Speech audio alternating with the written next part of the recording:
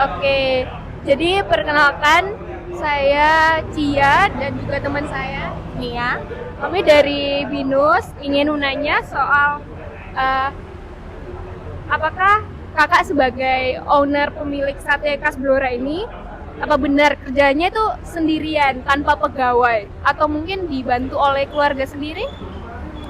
Baik, untuk pengelolaannya itu sementara ini kita kelola secara keluarga karena kan tenaga keluarga itu masih memumpuni. Kemungkinan kalau ke depannya kita akan membuka lowongan sih buat untuk karyawan yang lain gitu. Karena kan eh, udah mulai kekurangan anggota keluarga soalnya.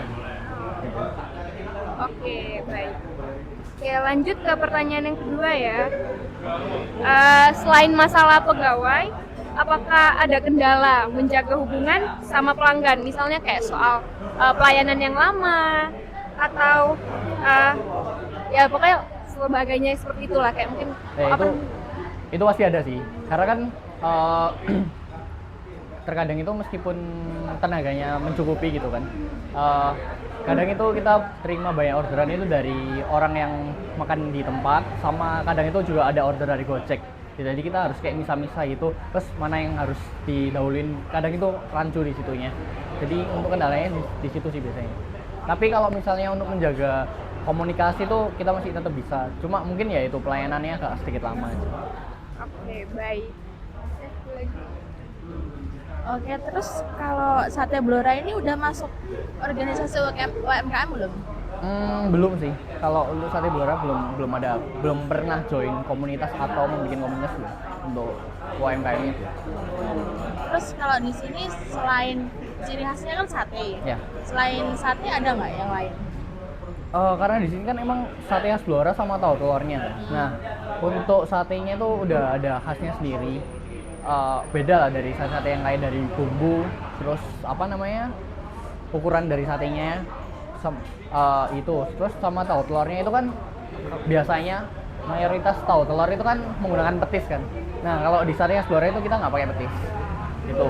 Jadi itu yang bikin ciri khasnya dari sate khas Blora, yang membedakan. Berarti tahu telurnya emang khas Blora gitu. Cuma dimodifikasi di Malangnya itu kita penambahan kerupuk aja. Karena kalau misalnya benar-benar di Blora itu nggak ada kerupuknya.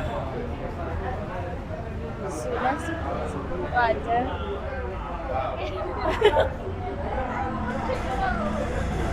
Sudah, terima kasih atas waktunya ya Kak. Ya. Okay, guys. After a long interview last day with the son of the Pak Mamat, we create a solution for the four problems that they face in years. So the first solution is from the first problem is no workers yet. So still family run, but because they just only have a small revenue. So the solution that we create is the first clear cut division with family, including productions, promotion, and the finance. The finance also includes for accounting and hire part time. So it's quite possible for them to hire a full time worker. So maybe the part time worker is still possible for them to make a quite changes for several days in a week, and or freelance that they need. It can be students or neighbors. And the third solution is focus on the brighter activities.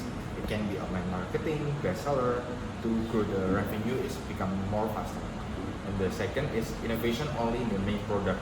So the main product just only tahu telur and the sate Blora. It has been a long time that there's changes for 4 years up to 9 years, and the solution is a small diversification. It can be the new flavors or the size and the special packaging that they have, or the second is collect customer feedback before adding menus. So they might have to create the new menus for them, because some of them customer might be bored because of the menu just only have two. And the third is expand networking via business on social media. And the third is collaborate with other SMEs for product bandits. Then the third is not get to any SME communities. SME communities, or what I mean is UMKM organizations. The solution is join official or local SME communities such as HIPMI, Himpunan Pedagang Indonesia, or Kamar Dagang Indonesia, Kadin. And the second is join bazaar or market.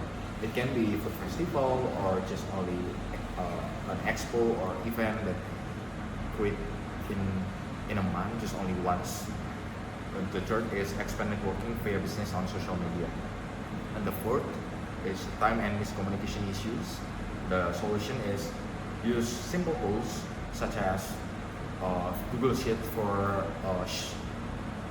scramble data order to become more complex and more ordered by the time or the quantity of the ordering. And the Trello and Notion for the stock or tasks that have to be done in a day. And the second is daily short briefing to set priorities, because just only the family groups in this company or the business, or daily short briefing in the morning or in the evening is still have to be realized, because to make the business process more compact and structured. And the third is separate family versus business chats. So they might have another chat groups beside the family groups to make the chat more become professional and separate the family needs and the business need to make the decision making more objective.